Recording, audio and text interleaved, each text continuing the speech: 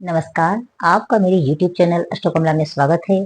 दोस्तों, पितृपक्ष क्यों मनाया जाता है? पितृपक्ष कब से शुरू हो रहा है तथा पितृपक्ष में विशेष क्या करना चाहिए जिससे हमारी कुंडली में जो पितृदोष बन रहा है, जो पितरों की कृपा नहीं आ रही है, उससे कई बाधाएं अड़चनें आ रही है, उनसे उन्हें कैसे दूर करें? इन समस्त चीजों को हम जानेंगे। वीडियो में अंत तक बने रहें। कहते हैं कि सबसे पहले कि पितृपक्ष क्यों मनाया जाता है। भारतीय जो परंपरा है, संस्कृति है, वह पुनर्जन्म में विश्वास रखती है। शरीर का अंत होता है, शरीर नश्वर है।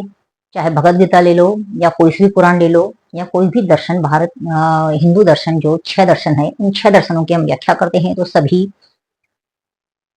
आत्मा में विश्वास करते हैं कि आत्मा अजर अमर है तथा शरीर की मृत्यु होती है। तो जब व्यक्ति मृत्यु को प्राप्त हो जाता है, उसकी यात्रा पृथ्वी लोक से यमलोक की तरफ होती है। तो इस यात्रा में उसने अपने जीवन में कुछ गलत कार्य किए हैं, कुछ असंतुष्टियां या जो इच्छाओं या मोह में वह फंसा रहा है, उसकी वजह से वह अधोगति के कारण यमलोक की तरफ अपनी यात्रा नहीं कर पाता है।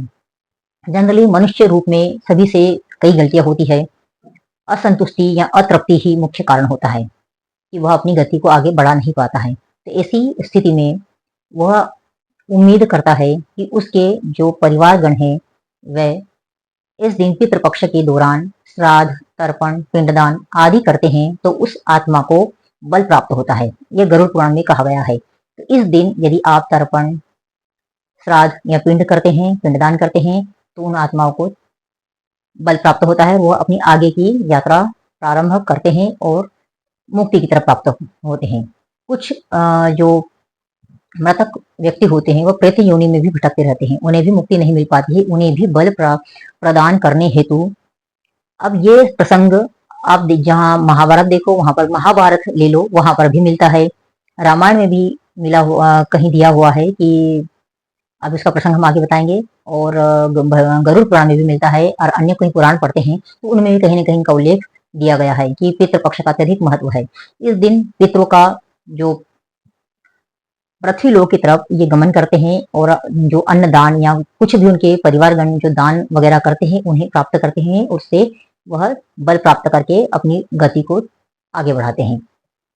तो इसलिए इस दिन इसका महत्व बहुत ज्यादा है पितृपक्ष का। इस दिन हमें इनका तर्पण, श्राद्ध, पिंड आदि करना चाहिए।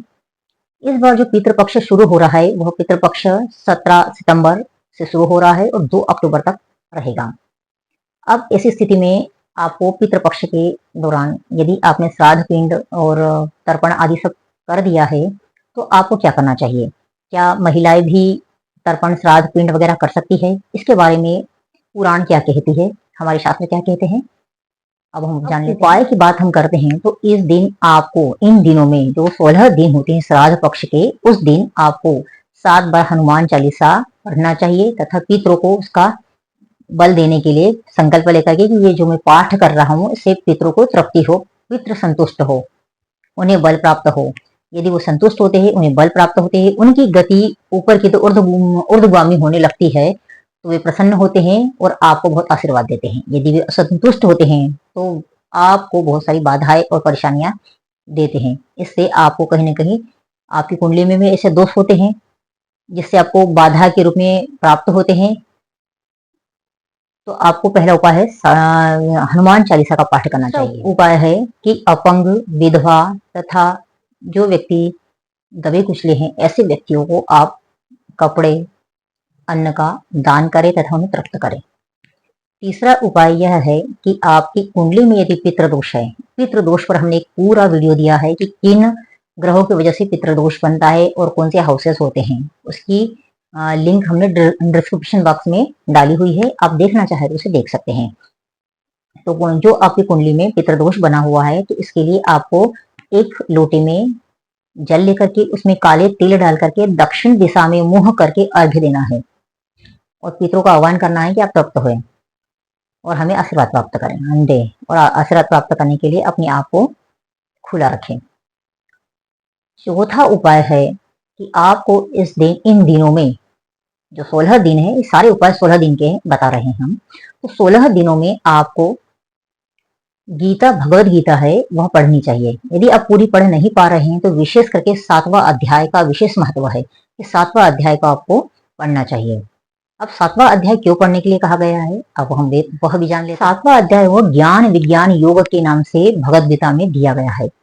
अब जो समस्त ऊर्जाएं इस अध्याय में कहा गया है कि समस्त ऊर्जाएं हैं वे मोतियों की तरह है और यह एक माला में पिरे हुई है और अंत में भगवान में ही समर्पित हो जाएगी। ये विभिन्न प्रकार की ऊर्जाएं हैं, जैसे चाहे कोई भी प्राणी हो, जो भी संसार उत्पन्न हुआ है वह भगवान से ही, ईश्वर से ही उत्पन्न हुआ है और उस ईश्वर में अंत में समाप्त हो जाएगा। इसी में उन्होंने कहा है कि जो पूर्ण श्रद्धा से मुझ में समर्पित होता है, ऐसे भक्त के मैं पापों को नष्ट करता हूँ तथा उस भक्त को अपने क्षेत्र का, मतलब ईश्वर का जो क्षेत्र है, उसको ज्ञान को पाने में समर्थ बना देता हूँ, उस ज्ञान का भागी बना देता हूँ। तो जो व्यक्ति, जो प्रेत आत्माएं हैं, जो व्यक्ति मृत्यु लोक से यमलोक की तरफ गमन कर रहे हैं, उन्हें बाधाएं आ रही है, तो अब यदि 7वां अध्याय का पाठ करते हैं तो उनके जो मोह का जो बंधन है वह मुक्त होते हैं, उससे मुक्त होने में उन्हें मदद मिलती है, हेल्प मिलती है और वह ईश्वर, अंतिम सत्य ईश्वर है और ईश्वर में ही समर्पित होना है। इस प्रकार की भावनाएं, उनकी जो असंतुष्टि जो होती है वो खत्म होती है और ये भावना जागृत होती है कि ईश्वर में ही हमें हमारा समर्पण है। ईश्वर, जो भी चीज उत्पन्न हुई है वो ईश्वर से ही उत्पन्न हुई है और अंत में ईश्वर में ही समाहित होने वाली है। मुझे भी ईश्वर में ही समाहित होना है। इस भावना से वह अपनी यात्रा को आगे बढ़ाती है, उसे इस सोच से उसको बल मिलता है और आगे बढ़ने में वह समर्थ होने लगती है। तो इसलिए इस 16 दिनों में भगवत गीता के 7वें अध्याय का पाठ विशेष रूप से आप करें। अब हम जान लेते हैं कि स्त्रियों को पिंडदान, तर्पण वगैरह करना चाहिए या नहीं। इसका एक प्रसंग आप सभी भी जानते होंगे कि रामायण में मिलता है। माता सीता ने जब राम जी और लक्ष्मण उपस्थित नहीं थे तब उन्होंने राजा दशरथ का पिंडदान किया था। उसका उन्होंने साक्षी भी बताया, केतकी का फूल वगैरह, कुछ साक्षी जी वगैरह भी साक्षी थे। तो यह प्रसंग रामायण में मिलता है। तो इससे यह स्पष्ट होता है कि स्त्रियां भी तर्पण पिंड दान कर सकती है।